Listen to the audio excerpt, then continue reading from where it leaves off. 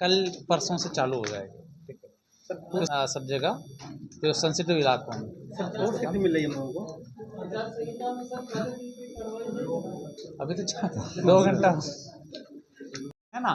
जैसे नामांकन के लास्ट दिन आप भरिएगा तो फॉर्म निष्पादन के लिए पीरियड पार नहीं होगा तो निष्पादन करेंगे नहीं, तो आप अप्लाई करके भी आपको फायदा नहीं होगा। इसलिए 10 दिन के पहले कर दीजिएगा, आप इस विधानसभा चुनाव में वोट के लिए योग्यता बन जाए। अन्यथा आपका नाम तो आ जाएगी लेकिन इस विधानसभा के चुनाव के पहले नहीं, आप वोट नहीं करना। इसलिए 10 दिन आपको वो डाल देना। आपको समय समय पर आप लोगों से मिलते ही रहेंगे, ठीक है नहीं अभी नहीं, अभी आने वाले कामों को कोषांग देख रहे हैं। सामान्य जानकारी के तौर पर जो डेट्स हैं, शेड्यूल हैं, वो हमने आपके समक्ष रखा है। इसके साथ जो विधानसभा वार नंबर ऑफ इलेक्टर्स हैं आज के तारीख में वो भी रखा है। इसी संदर्भ में एक महत्वपूर्ण बात यह है कि अभी भी अगर किसी का नाम छूटा रहा जो एलिजिबल है वो नाम जोड़ा सकते हैं। वो अपने जो हैं NVSP पोर्टल, जो ऑनलाइन पोर्टल के माध्यम से अप्लाई करेंगे या BLO से भी संपर्क कर करके ऑफलाइन फॉर्म भरेंगे तो नॉमिनेशन के लास्ट दिन तक प्राप्त फॉर्म्स को हम लोग डिस्पोज करके उसको भी हम लोग सप्लीमेंट्री सूची के तौर पर देंगे, जो वोट करने के लिए उनका भी अधिकार रहेगा। अभी भी कोई चिंता नहीं करना। अगर किसी को दिक्कत है कि कहीं किसी का नाम छूटा रह गया है या जोड़ना चाहते हैं पहली बार, तो डेफिनेटली कोई चिंता करने की बात नहीं, अभी भी समय है। ये बात आपके माध्यम से मैं सभी वोटर्स को कहना चाहूँगा। में जो विधि व्यवस्था के लिए हम लोगों को फोर्सेस आना शुरू हो गई हैं। शुरुआत में हम लोग को 29 कंपनी भी मिली हैं। इलेक्शन के लिए भी और कंपनियां आएंगी, धीरे धीरे अलग अलग जगहों पर जाएंगे। अभी जो हम लोग के पास कंपनी आई है वो हम लोग हर एक विधानसभा क्षेत्र में अभी दिए हैं, जिसका इस्तेमाल किया जा रहा है एरिया डोमिनेशन के लिए और चेकिंग वगैरह करने के लिए।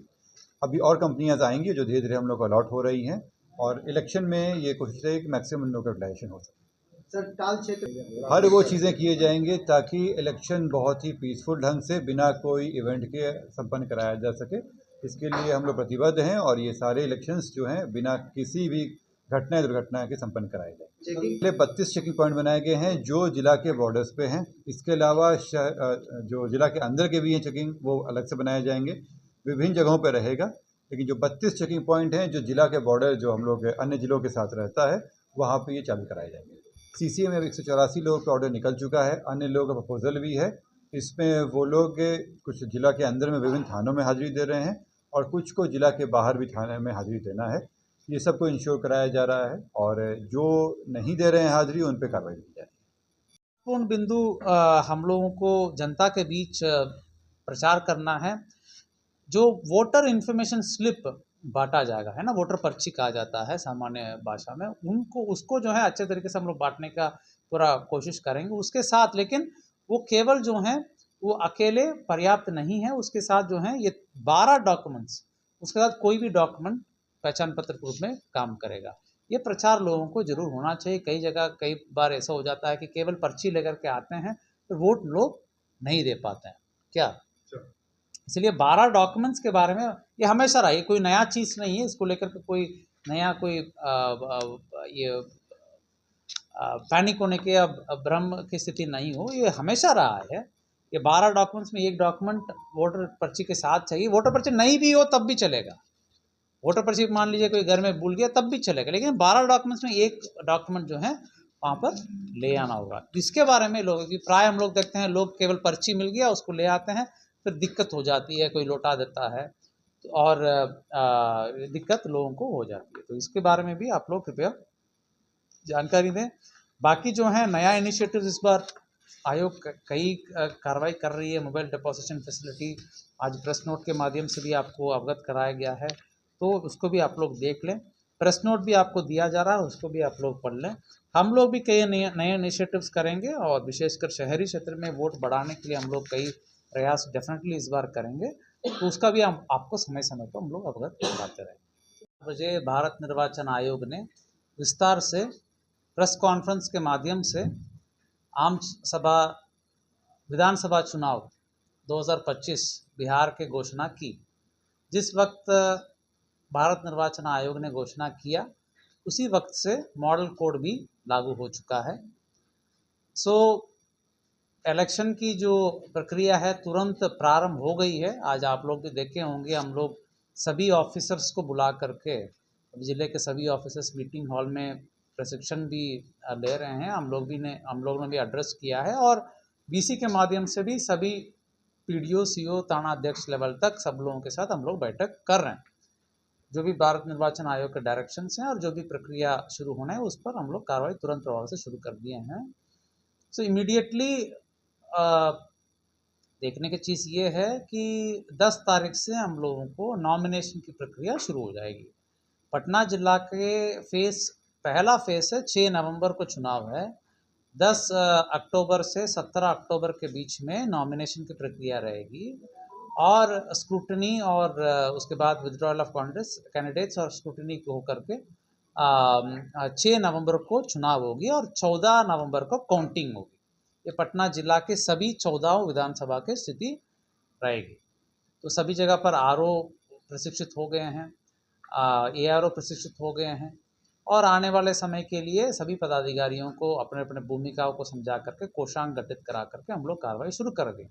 10 साल के ऊपर के लोगों के लिए होम वोटिंग का भी प्रावधान रहेगी, बट वो ऑप्शन है। ये बात भी आप लोगों के माध्यम से बताना चाहूँगा, वो कंपलसरी नहीं है।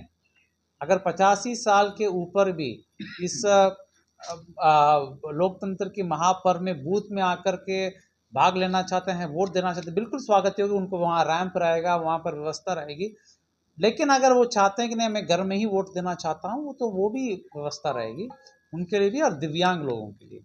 कितने लोग होंगे वो करेंगे, वो ऑप्ट करेंगे उनके लिए कि जो 85 साल के ऊपर और जो पीडब्ल्यूडी कहा जाता है, यानी दिव्यांग जन के सूची जो है सभी विधानसभा में हम लोग के पास उपलब्ध है। तो इनको बीएलओ के माध्यम से फॉर्म वितरित किया जाएगा। उसमें जो इच्छुक हैं वो वापस करते हैं, तो वापस जो करेंगे उनके संख्या निर्धारित कर उनकी योग्यता एक बार जांच किया जाता है कि उतना परसेंटेज दिव्यांग हैं और वास्तव में 85 साल के ऊपर हैं। तो जांच के बाद सही पाया जाएगा तो फिर उनको होम वोटिंग के लिए व्यवस्था की जाती है। वो सब आने वाले समय हम लोग बताएंगे। अभी 1000 के ऊपर आपको राशि लेकर के नहीं चलना चाहिए। अगर आप कोई बिजनेसमैन हैं, कोई टूरिस्ट हैं, आपको ले जाने के लिए आवश्यकता है तो फिर आप उचित कागज रखना चाहिए। ठीक है, 50,000 के ऊपर जो है उसको सही कर करके जांच करने के लिए अधिकार संबंधित पदाधिकारी को रहेगी।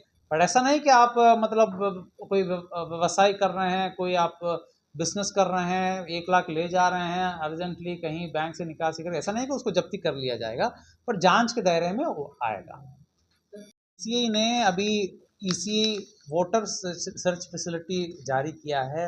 आप ईसीआई वेबसाइट में जा करके या पोर्टल में जा करके या VHA एक ऐप होता है, वोटर हेल्पलाइन ऐप, उसमें जा करके आप अपने एपिक नंबर डाल करके आपका बूथ सर्च कर सकते हैं।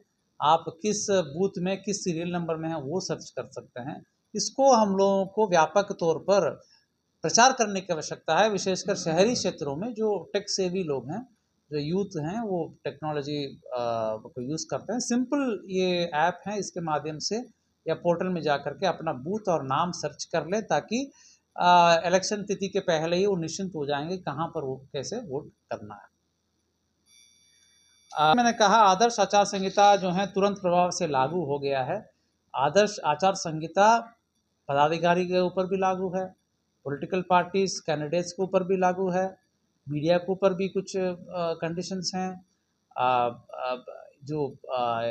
जो भी स्टेक होल्डर्स हैं सबके विरुद्ध, सबके ऊपर ये लागू है। ये सब हम लोगों के संयुक्त और मिलजुल करके हम लोग प्रयास करते हुए आदर्श आचार संहिता का पालन करना है, करवाना है। सभी लोग का ये दायित्व है कि हम लोग इसका पालन करें। इसका प्रावधान कुछ प्रावधान जो हैं आपके जानकारी के लिए दी गई है।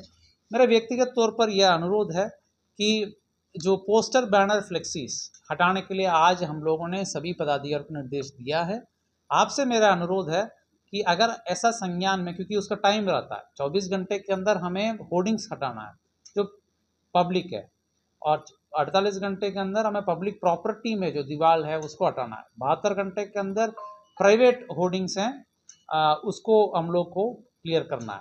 तो अगर आपको कहीं जानकारी है हमें बताएं, एसडीओ को बताएं, थाना अध्यक्ष को बताएं जो हमारा नज़र में नहीं आ रहा हो, इंस्टेड ऑफ हम लोग उसको नेगेटिव रूप में उसको ना लें, क्योंकि समय भी भारत निर्वाचन आयोग ने निर्धारित किया 72 घंटे के अंदर सभी होर्डिंग्स हटा देना है, क्योंकि वो बहुत विजिबल चीज़ हैं। उसमें प्राय होता है कि कोई मीडिया के सज्जन देख लिए हैं, उनको लगता है कि नहीं कार्रवाई नहीं हुई, वो अपने न्यूज़ चला रहे हैं, तो वो थोड़ा नेगेटिव परसेप्शन बन जाता है। उसको हम लोग थोड़ा अवॉइड करके 72 घंटे तक हम लोग को सूचना देंगे तो हम हटा भी देंगे। 72 घंटे के बाद अगर कायम रखता है, कोई हटा नहीं रहा है, तो हम लोग कार्रवाई भी करेंगे। जिला